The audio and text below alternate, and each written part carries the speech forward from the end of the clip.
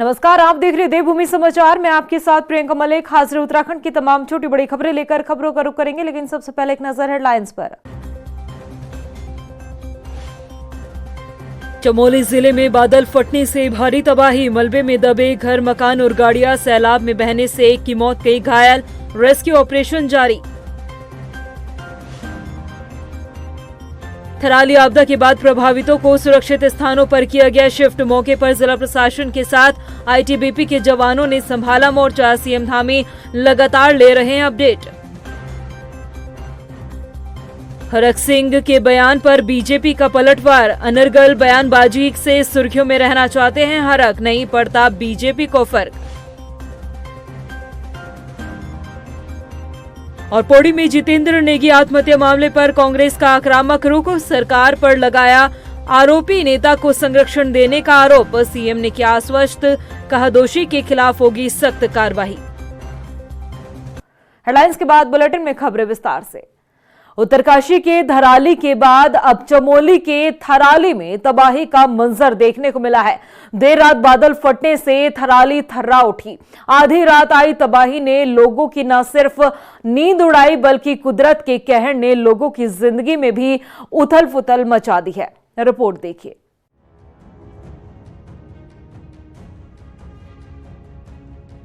उत्तराखंड में फिर मचा त्राहिमाम। धराली के बाद थर्राया थराली।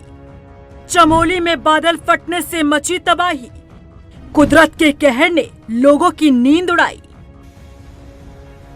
मॉनसून सीजन हर साल उत्तराखंड के लिए काल बनकर आता है। इस साल भी कुदरत का कहर बार बार देखने को मिल रहा है। पहले उत्तरकाशी के धराली और अब चमोली के थराली में तबाही का मंजर देखने को मिला। चमोली में बादल फटने से त्राहिमाम मचा। आधी रात ही कुदरत के कहर ने लोगों की नींद उड़ा दी। शुक्रवार देर रात करीब 1 बजे थराली और उसके आसपास के इलाकों में बादल फटने से सैलाब आ गया। कुछ ही देर में भारी बारिश के साथ पहाड़ों से मलबा बहकर आने लगा और कई घरों में घुस गया, जिससे घर, दुकान और सड़कें क्षतिग्रस्त हो गई। जानकारी के मुताबिक इस घटना में थराली बाजार, राड़ी बगड़ और चेबड़ो गांव में सबसे ज्यादा नुकसान हुआ है, जहां कई वाहन मलबे में दब गए हैं, जबकि कई मकानों में भी मलबा घुस आया है।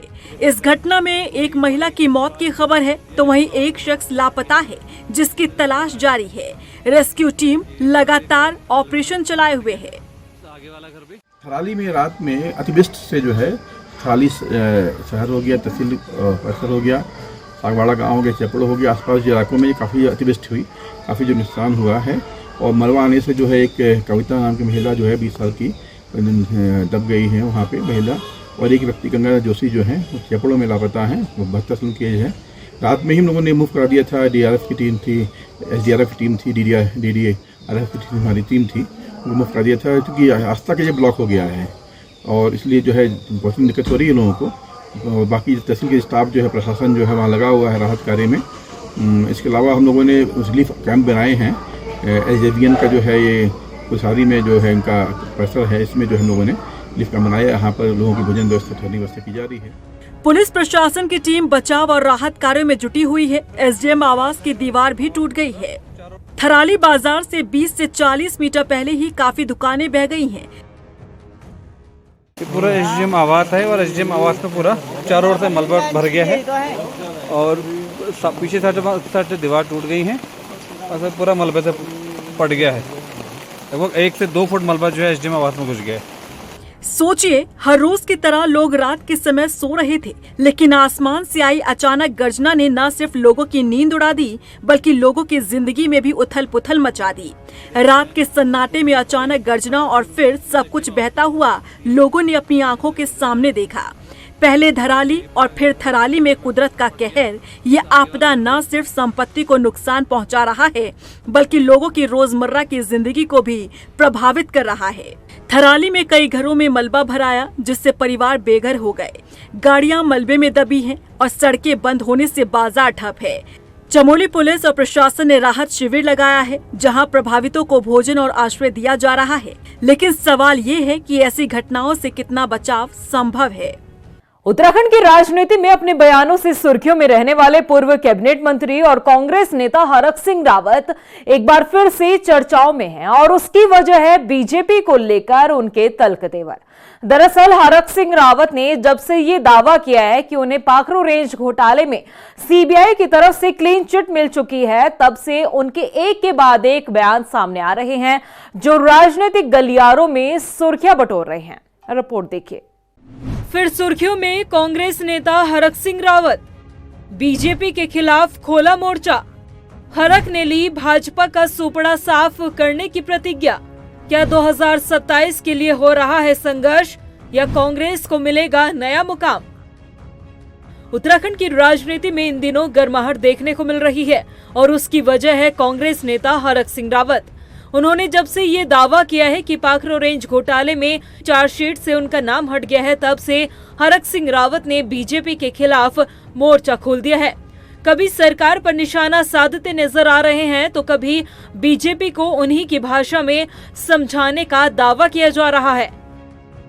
दरअसल कांग्रेस में शामिल होने के बाद हरक सिंह रावत पर ईडी और सीबीआई का शिकंजा कसता चला गया, लेकिन जैसे ही अब उनका नाम चार्जशीट से हटा तो रुख पूरी तरह से बदल चुका है।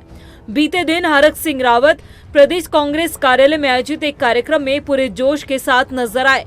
इस दौरान हरक सिंह रावत ने बीजेपी के खिलाफ आक्रामक रुख दिखाया और कहा कि जब तक मैं उत्तराखंड से भाजपा का सुपड़ा साफ नहीं कर देता तब तक माला नहीं पहनूंगा। बिल्कुल मैंने खत्म खाई है। अभी हमारे एनएसआई के लोग मुझे माला पहना रहे थे, मैंने कह दिया मैं माला नहीं पहनूंगा। अच्छा, जब तक भाजपा को हटा नहीं देते उत्तराखंड से, इस कुकर्मी सरकार को हटा नहीं देते, भारत सरकार को नहीं हटा देते, तब तक हरक सिंह रावत माला नहीं पहनेगा। ये मैंने कसम खाई। आपके साथ हो गया, लगातार आपके कोई ईडी डाल दो, सीबीआई डाल दो, जेल भेज दो, हरक सिंह न दबने वाला। मैं मरना पसंद करूंगा लेकिन झुकना पसंद नहीं करूंगा। भाजपा के खिलाफ बयान देने वाले हरक सिंह रावत ने अपने राजनीतिक सफर की शुरुआत बीजेपी से ही की थी, मगर उन्होंने कई बार दल बदल का खेल खेला है। कभी कांग्रेस, कभी बसपा तो कभी भाजपा। जिस पार्टी ने उन्हें मौका दिया वो उसी के साथ सफर में चल दिए, मगर अपना जोशीला अंदाज कभी नहीं छोड़ा।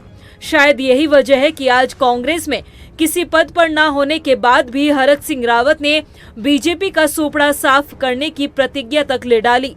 हालांकि इस बयान पर बीजेपी का कहना है कि हरक को पार्टी में कोई सीरियस नहीं लेता, सिर्फ अपनी उपस्थिति दर्ज कराने के लिए वो संघर्ष करते हुए नजर आ रहे हैं।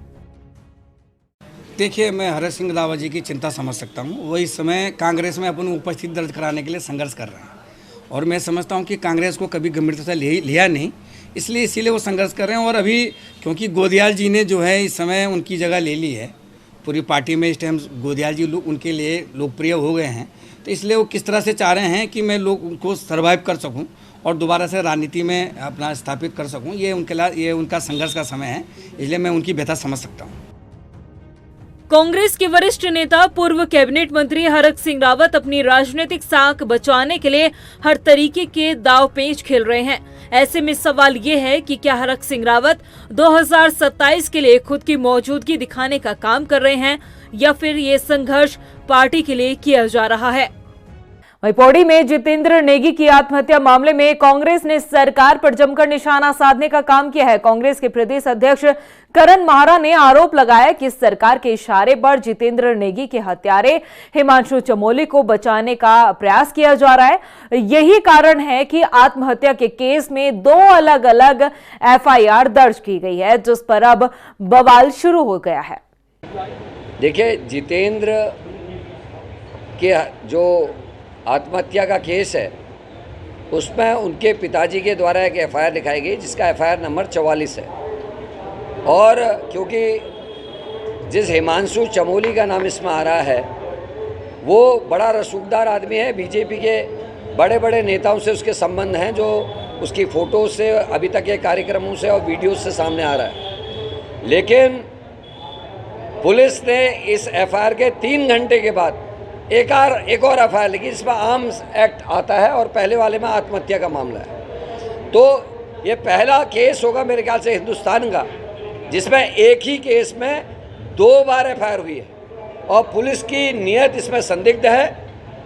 पुलिस किसी राजनीतिक दबाव में, सरकार के दबाव में हिमांशु को बचाने के लिए षड्यंत्र रच रही है और हम ये डिमांड कर रहे हैं कि पुलिस को, सरकार को तुरंत उस पूरे थाने को सस्पेंड करना चाहिए जिसने एक ही केस में 2 एफआईआर ली।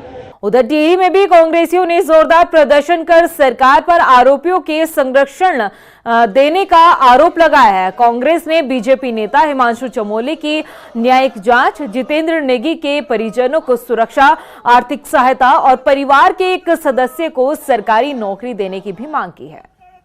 कि लगाम पूरी तरह से खत्म हो चुकी है पूरे प्रदेश में। श्रीनगर में एक नया मुद्दा आपने देखा, जिस प्रकार से जितेंद्र जो बालक है, जिसने कहा है कि मेरी मौत के पीछे जो है चमोली लड़के का हाथ है, उस लड़के को गिरफ्तार नहीं किया जा रहा है और हम चाहते हैं कि जल्द से जल्द उसे गिरफ्तार करके उसको फांसी की सजा मिले। और ऐसे कई सारे अपराध हैं जिन अपराधों पर बहुत सारे लोग गुनहगार बाहर घूम रहे हैं और धामी सरकार पूरी तरह से फेल हो गई है। हम चाहते हैं कि धामी सरकार का इस्तीफा जल्द से जल्द किया जाए। वहीं देहरादून के 5 महाविद्यालयों में चुनाव न करवाए जाने के विरोध में एनएसयूआई ने सचिवालय का घेराव किया। हालांकि पुलिस ने बैरिकेडिंग लगाकर पहले ही रोक दिया, जिससे नाराज होकर छात्रों ने सड़क पर ही बैठकर हंगामा काटना शुरू कर दिया। और छात्रों के इस प्रदर्शन में कांग्रेस के प्रदेश अध्यक्ष करण मारा और कांग्रेस महिला विंग की प्रदेश अध्यक्ष ज्योति रौतेला भी मौजूद रही। इस दौरान नेताओं ने छात्र संघ चुनाव को लेकर सरकार की मंशा पर सवाल उठाए। उन्होंने कहा कि जल्द से जल्द महाविद्यालयों में चुनाव की तारीखों का ऐलान किया जाना चाहिए। देखिए, हमारी जो आज मुख्य मांग थी, हमारी मांग ये थी कि हम 27 सितंबर जो छात्र संघ चुनाव की पूरे प्रदेश में डेट घोषित हुई है, वो हमारे देहरादून के महाविद्यालयों में नहीं घोषित हुई है। हम सरकार से ये मांग करते हैं कि हमारे चारों महाविद्यालय जो महानगर के, इनके जल्दी से जल्द छात्र संघ चुनाव की डेट घोषित हो। हम इसी मांग को लेकर आज सचिवालय घेराव कर रहे हैं। देखिए, पूरे प्रदेश में जैसे छात्रों के हितों का हनन ये सरकार करने का काम कर रही है। पिछले 4 साल से छात्र संघ के चुनाव नहीं हो रहे, मनमानी कर रही है सरकार। उसके खिलाफ कानून व्यवस्था जिस तरीके से पूरे प्रदेश ध्वस्त हो चुके हैं, जिस तरीके से पंचायत चुनाव में सरकार ने हमारे लोगों को उठाने का काम किया, किडनैप करने का काम कर रहा है, हमारे नेता प्रतिपक्ष के साथ अभद्रता की, उसके खिलाफ ही धरना प्रदर्शन। देखिए, एक तो चुनावों को लेकर वो लोग आक्रोशित थे और जिस तरीके से देहरादून के कॉलेजेस में चुनाव की कोई स्पष्ट चीज़ें सामने नहीं है उसको लेकर, और लॉ एंड ऑर्डर जो बिगड़ा है पंचायत चुनाव से लेकर, अंकिता भंडारी से लेकर, आपकी राजधानी में 13 साल की बच्ची का 5 लोग ने बलात्कार किया, उसको लेकर और भी बहुत सारे केसेस हैं। तो ये सारी चीज़ों को लेकर प्रोटेस्ट था, लॉ एंड ऑर्डर को लेकर भी और शिक्षा व्यवस्था को लेकर। वहीं हल्द्वानी से कांग्रेस विधायक सुमित हृदयेश का गनर हटाए जाने का मामला तूल पकड़ता हुआ नजर आ रहा है। दरअसल सुमित हृदयेश ने नया गनर लेने से भी इनकार कर दिया है। उनका कहना है कि पुलिस की निगरानी में हमला और किडनैपिंग कांड होते हैं, लेकिन हटाया उनके गनर को जाता है। सुमित हृदयेश का कहना है कि नए गनर से वो अपनी जासूसी नहीं करवाना चाहते। आपको बता दें कि पंचायत चुनाव में हुए गोलीकांड के बाद से कांग्रेस विधायक सुमित हृदयेश पुलिस की कार्यप्रणाली पर सवाल खड़े कर रहे हैं। नहीं, ये साबित कर दिया है, ये जो कप्तान साहब है इन्होंने साबित कर दिया है राजनीतिक कप्तान है। पूरी भारतीय जनता पार्टी के द्वेष भावना से हमारे प्रति कार्य कर रहे हैं। अरे मेरा गनर है, मैं कोई कंप्लेंट करता या मुझे लगती कमी तब आप हटाइए। विश्वसनीय जानबूझ के गनर हटाया जा रहा है ताकि इनकी LIU मेरी गाड़ी में बैठ जाए और मेरी गतिविधि को ये मॉनिटर करे। तो मैंने इनको, इनकी सुरक्षा इनको हवाले कर दी है। हाँ, मेरे पे ज़रा सी भी आँच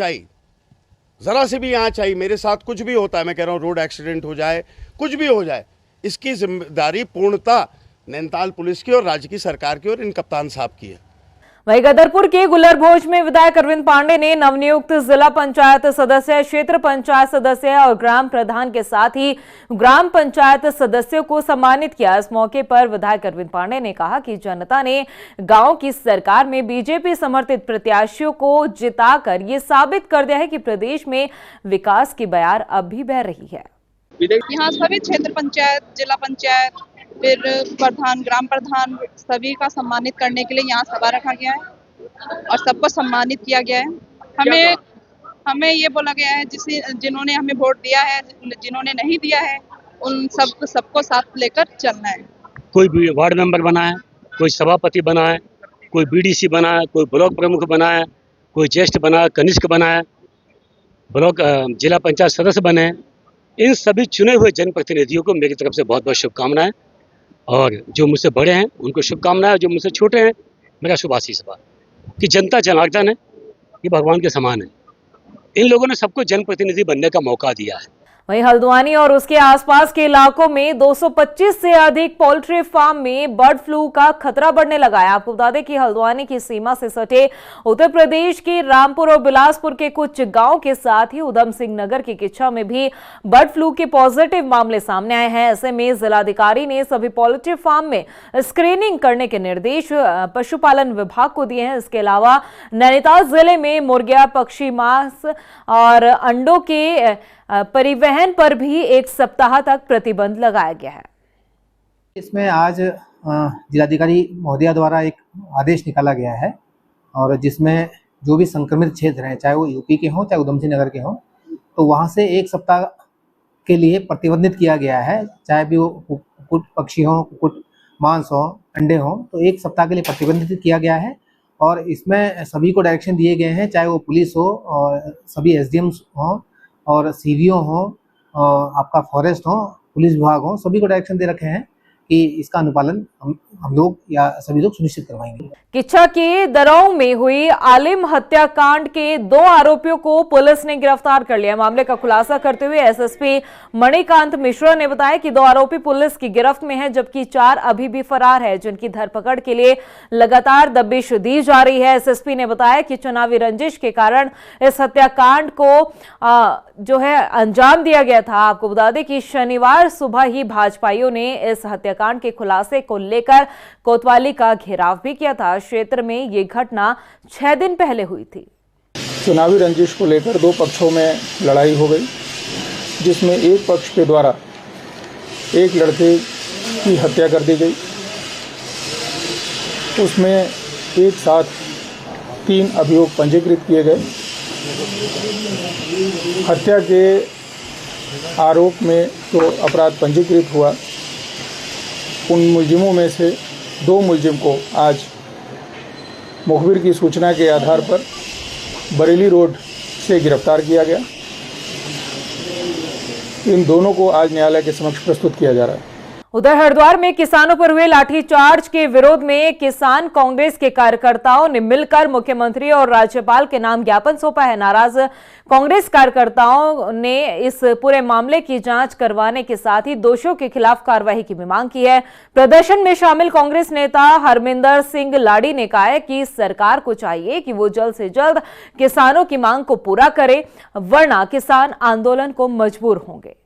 देखिए, किसान को कुचलने की राजनीति जब से भी सेंटर में बीजेपी आई है, स्टेट में आई है, ये किसान और मजदूर को कुचलती है। अगर किसान बेचारा अपना कोई मांग लेके जाता है तो उसका आपके सामने आपने देखा होगा कैसे लाठियों के साथ उनको जख्मी किया गया। हम उसकी घोर निंदा करते हैं और मैं तो ये कहना चाहूँगा सरकार को कि ऐसा मत करना कि किस दिन किसान जो अन्नदाता है, धरती का अन्नदाता है, वो कहीं सड़कों पर आ गया तो उसने जिस दिन किसान ने अपनी फसल देनी या दूध देना बंद कर दिया अपनी डेयरी का, तो उसकी जिम्मेदार सरकार होगी। रुड़की के लिबरहेड़ी में शमशान घाट जाने वाली सड़क का निर्माण स्थानीय विधायक काजी निजामुद्दीन ने विधायक निधि से करवाया है। आपको बता दें कि ये सड़क बन जाने से ग्रामीण काफी खुश है। उनका कहना है कि वो काफी वक्त से खस्ताहाल सड़क के निर्माण की मांग कर रहे थे। बरसात के दिनों में हाल इस सड़क के बद से बदतर हो जाते थे। उधर अधिकारी लापरवाही बरतने से पीछे नहीं हट रहे थे, लेकिन जिस तरह से अब सड़क का निर्माण किया गया है, ऐसे में स्थानीय लोगों को काफी सहूलियत मिलेगी। अगर कोई एक्सपायर हो गया ना तो घुटनों से ऊपर पैंट चढ़ा कर जब यहाँ मुर्दे को लेकर होते हैं, हमने विधायक जी से रिक्वेस्ट करी भाई हमारी ये समस्या का समाधान करवाओ। उन्होंने कहते तुरंत अगले दिन काम लगवा दिया इस पर। और इस गाँव में जितनी सड़कें बनी हुई 70-80% का जी द्वारा बनाई गई। पिछले जो है 1 करोड़ की लागत से बाईपास बनवाया था, इधर वाला बाईपास बचा हुआ, उस पर बहुत जल्दी काम लगने वाला। रुद्रपुर स्थित चंदोला होम्योपैथिक मेडिकल कॉलेज के छात्रों ने उत्तराखंड होम्योपैथिक मेडिकल बोर्ड के कर्मचारियों पर गंभीर आरोप लगाए। छात्रों ने बताया कि उन्होंने राष्ट्रीय होम्योपैथी आयोग के नियमों के मुताबिक जो है प्रोविजनल रजिस्ट्रेशन के लिए उत्तराखंड होम्योपैथिक मेडिसिन बोर्ड की वेबसाइट पर 2500 का शुल्क जमा कर ऑनलाइन आवेदन किया। बावजूद इसके सत्यापन के लिए रजिस्ट्रार कार्यालय के कर्मचारी उनसे 10 से 15 हजार रुपए की रिश्वत मांग रहे हैं। डॉक्टर शैलेंद्र पांडे हैं, रजिस्ट्रार है वहाँ पे। जब भी हम जाते हैं उनसे रजिस्ट्रार साइन करवाने के लिए, वो हमसे धनराशि की मांग करते हैं। हम सुबह से शाम हो जाती है वहीं बैठे रहते हैं, कभी कहते हैं कल आइए, परसों आइए, ऐसे ही हमें वो परेशान कर रहे हैं। कुछ नहीं है, ये होम्योपैथिक मेडिसिन बोर्ड के रजिस्ट्रार श्री डॉक्टर शैलेंद्र पांडे जी जो हैं, इनके द्वारा एक हठधर्मिता की जा रही है। इनके द्वारा नियमों का भारत सरकार NCH नई दिल्ली के धारा और उपधारा का पूरी तरीके से अतिक्रमण करते हुए इनके द्वारा यह दमनकारी नीति उत्तराखंड राज्य के जो छात्र छात्राएं हैं उनके खिलाफ इनके द्वारा लगातार किया जा रहा है। 25 अगस्त को रुड़की के इकबालपुर में स्वास्थ्य शिविर जो है वो लगाया जाएगा, जिसमें स्थानीय लोगों के स्वास्थ्य परीक्षण होंगे और मुफ्त जांच कराई जाएगी। आपको बता दें कि ये शिविर राजधानी देहरादून स्थित महंत इंद्रेश हॉस्पिटल और समाज सेवी की तरफ से उनके सहयोग से लगाया जा रहा है। दिनांक 25 दिन सोमवार को स्वास्थ्य मेले का जो आयोजन है वो यहीं अमरपुर मोड़ पेठा फैक्ट्री पे किया जाएगा, जिसमें सभी विशेषज्ञ यहाँ पे आएंगे और सभी क्षेत्रवासियों की निःशुल्क जांच करेंगे और जिस मरीजों को कोई समस्या होगी उन्हें अस्पताल ले जाया जाएगा। वहाँ पर भी उनकी 5000 रुपये तक की जो जांचें हैं वो बिल्कुल निःशुल्क होगी और साथ में आयुष्मान भारत के अंतर्गत जो उनका इलाज है वो बिल्कुल निःशुल्क करवाया जाएगा। मैं सबसे पहले तो देवेंद्र दास महाराज जी सजादा गद्दी का तहे दिल से धन्यवाद करता हूँ। मेरे क्षेत्र के अंदर मेरे माध्यम से जो सेवाएँ चिकित्सा की चला रखी हैं, मैं पूरे क्षेत्र की ओर से धन्यवाद करता हूँ। ये पेठा फैक्ट्री अमरपुर के मोड़ पर 25 तारीख को एक बहुत बड़ा कैंप लगने जा रहा है, जिसमें मैं आपके माध्यम से ये अपील करता हूँ सभी क्षेत्रवासियों से कि इस कैंप का ज़्यादा से ज़्यादा आकर इसका लाभ उठाएं और एक दूसरे को इसके बारे में बताएं। अब प्रदेश की खबरों में इतना ही, फिर हाजिर होंगे कुछ और खास खबरों के साथ। तब तक के लिए मुझे दे इजाजत, लेकिन जाने से पहले एक नजर हेडलाइंस पर। नमस्कार। चमोली जिले में बादल फटने से भारी तबाही, मलबे में दबे घर मकान और गाड़ियां, सैलाब में बहने से एक की मौत, कई घायल, रेस्क्यू ऑपरेशन जारी। थराली आपदा के बाद प्रभावितों को सुरक्षित स्थानों पर किया गया शिफ्ट। मौके पर जिला प्रशासन के साथ ITBP के जवानों ने संभाला मोर्चा। CM धामी लगातार ले रहे हैं अपडेट। हरक सिंह के बयान पर बीजेपी का पलटवार, अनर्गल बयानबाजी से सुर्खियों में रहना चाहते हैं हरक, नहीं पड़ता बीजेपी को फर्क। और पौड़ी में जितेंद्र नेगी आत्महत्या मामले पर कांग्रेस का आक्रामक रुख, सरकार पर लगाया आरोपी नेता को संरक्षण देने का आरोप। CM ने किया आश्वस्त, कहा दोषी के खिलाफ होगी सख्त कार्रवाई।